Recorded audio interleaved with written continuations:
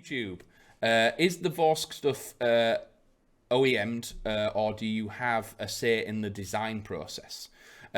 So where is Nuprol's start and end when it comes to, say, this being drawn on a piece of paper to it coming out of factory? So how much is your input? All of it. All of it. Yeah. We design it from the ground up.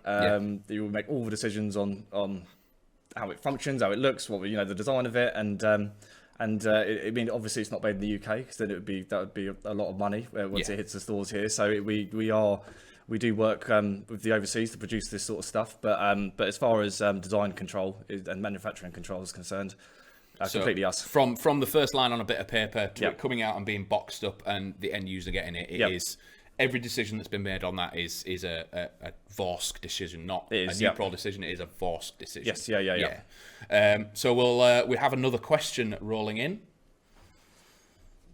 Brian on Facebook. Have Nuprol got any stock of the new Bolt AKM for UK distributors?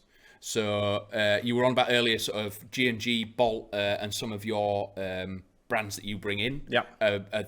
Are you aware of any new models or anything coming in from things like that?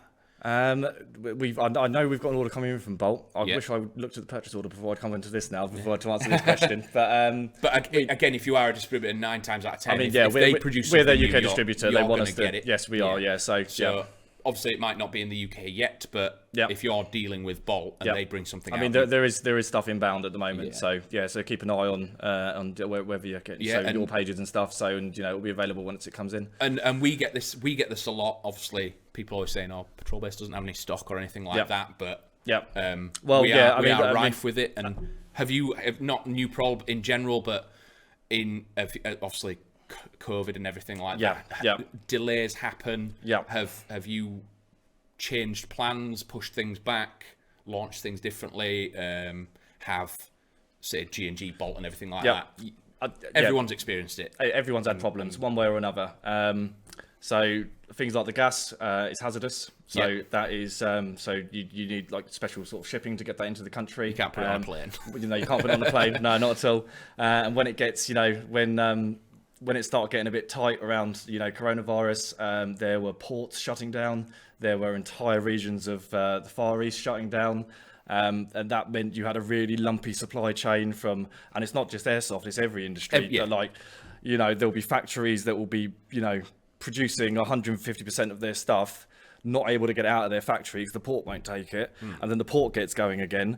And you've got stock over in Europe or US and stuff like that. The retailers have run out, so they, instead of placing their normal order, they do a double order, and then that gets back to the factory, and it kind of ball whips up and down, and there's so much competition. The market sucks it up, and then there's a time before it can come back because they've over ordered or overproduced, and then they've got to get out. Everyone's tried because no one expected COVID to happen. No one had plans for a situation like this. Like that all just compounded it, and it was one of them things. And I think we can kind of feel a sense of it balancing out a little bit now. It's starting to sort itself out. Obviously, there's a huge stock build now happening for Christmas. Once again, not just in Airsoft, everyone is ordering stuff to get things through. So we're by no means Christmas in retail starts in July. Yes, it does. So we're by no means out of the woods yet, but you're correct. It is starting to sort itself out a little bit. See a little bit of light at the end of the tunnel. So we've got